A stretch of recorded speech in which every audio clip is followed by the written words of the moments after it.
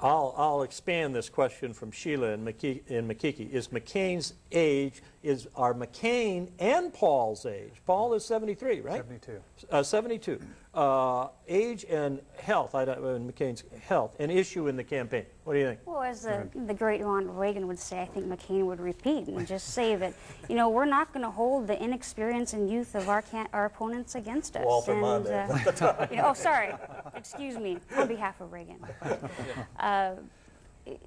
You know, I don't think people Reagan care about said that. it to Walter. Oh, okay. Right, Okay. I think the American people are wonderful, and they're going to elect the best candidate, whether young or old. And I really believe that they'll make the right decision. I don't think that will be the case either with Dr. Paul. He's 72, and I say often he looks 62, he acts 52, and sometimes he acts 42. He's a very youthful man. He's very energetic.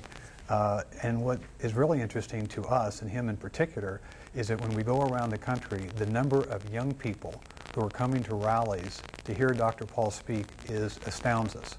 University of Michigan, 1,500, conservative estimate by the campus police.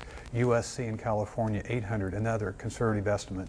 Why are young people coming to him? They see him as an experienced man, someone that they can trust, someone who has a long record they can research, but somehow they're making a connection, and we really don't understand why, but they are, and I think the young people who are attracted to him are giving confirmation to your question that he's young enough to be president and old enough to have the job.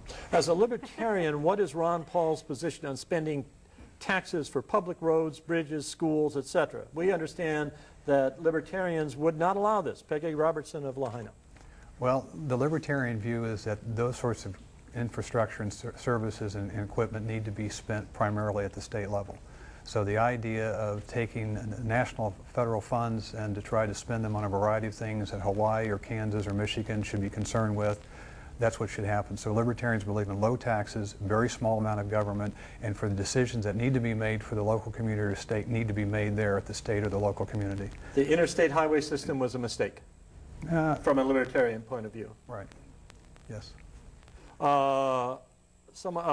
Jane Schneider has a comment about Giuliani. What makes him think he can run for office with a party that is preaching human values? In other words, I guess that's the abortion issue. Again, I think you look at Rudy Giuliani and look at his record as mayor of New York City. George Will commented that he was the most conservative politician in America. Yes, he dissents and disagrees with the Republicans on a number of social issues, but I would like to point out, as do I, and I have been vice chairman of the Republican Party of Hawaii. I led the Republican caucus here in the state. I think what matters more is leadership and accountability and showing results. And I also want to quickly point out here, for a lot of Republicans who are very concerned about whether or not he's going to rally the base or not, again, I remind everybody of what happened in 1980. Everybody was so very concerned about Ronald Reagan being so incredibly conservative. You had John Anderson, a former Republican congressman, running as an independent. Everybody said there's no way he can unify the country, no way he can win. But I think it was Ronald Reagan's vision, I think it was his ability to lead that overcame all of that. I think Rudy Giuliani will do the same. Let me ask a sort of larger question, really, of Republicans here. Given President Bush's poll numbers, his favorable ratings, I think, have gone between 29 and 34 for like the last 18 months, and for the last, I think, since 2005, they have never gone into the plus, except in one poll out of about 300 into the plus category. And nothing seems to change that. I mean, there seems to be a little bit right now because of the wars quieting down in Iraq. But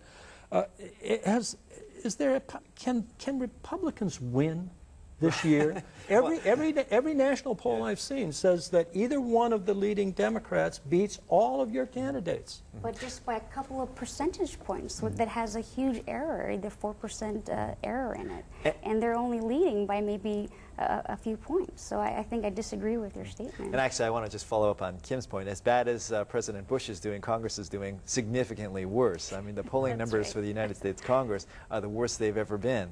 And again, I think if all we need to do is take a poll, we wouldn't need to go through this election process. Let's see what happens. Let's see what the American people speak. And I have a lot of trust and faith in the American people.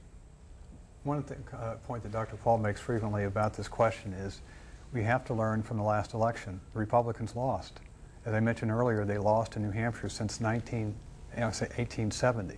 So we argue that unless the Republicans make a change, unless they go back to their true roots of a limited government, small government, the party of Reagan and Taft, we're going to lose again. Well, but it appears to me that the president's doing that, doesn't he? I mean, in the last, he didn't have he had one veto, and I think it had to do with stem cell research in the first 7 years, and now in this last year, this lame duck year, he's had 6 of them vetoing things that a Democratic Congress has put forth. So isn't he trying to do that? Isn't he heading in that direction? Well, he's trying to, but I think it's a little bit too late.